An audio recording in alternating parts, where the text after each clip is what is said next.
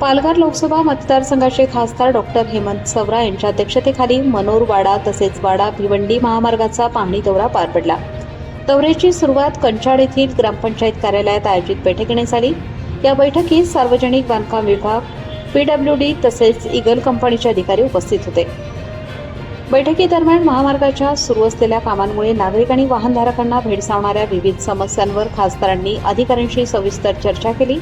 वाढत्या अपघातांची संख्या, अपूर्ण कामे, वाहतुकीतील अडथळे आणि रस्त्यांच्या निकृष्ट स्थितीबाबत प्रश्न उपस्थित करत तातडीने उपाययोजना करण्याच्या सूचना देण्यात आल्या। यानंतर खासदारांनी प्रत्यक्ष महामार्गावर जाऊन विविध ठिकाणांची पाहणी केली। यावेळी स्थानिक नागरिकांनीही आपल्या समस्या मांडल्या, त्या तातडीने मार्गी लावण्याचे निर्देश संबंधित अधिकाऱ्यांना देण्यात आले। पाली येथील पुलाचीही पाहणी करण्यात आली। पावसाळा जवळ येत असल्याने रस्त्यांची पूर्वतयारी करण्यावर खासदारांनी विशेष भर दिला। मनोर ते वाडा हा 23 किलोमीटरचा रस्ता असून त्यापैकी सुमारे 12 ते 13 किलोमीटरपर्यंत एक लेन मे अखेरपर्यंत पूर्ण करण्याचे निर्देश देण्यात आले। तसेच महामार्गावरील खड्डे तातडीने बुजवणे, अपघात प्रवण ब्लॅक स्पॉट सुधारणा करणे आणि दर्जेदार काम करण्याच्या स्पष्ट सूचना देण्यात आल्या।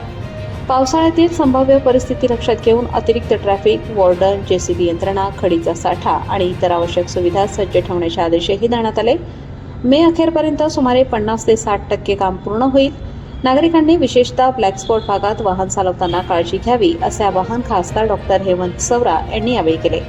या पाहणी दौऱ्यावेळी खासदारांसमवेत कार्यकर्ते, PWD अधिकारी, कंपनीचे प्रतिनिधी तसेच स्थानिक नागरिक मोठ्या संख्येने उपस्थित होते।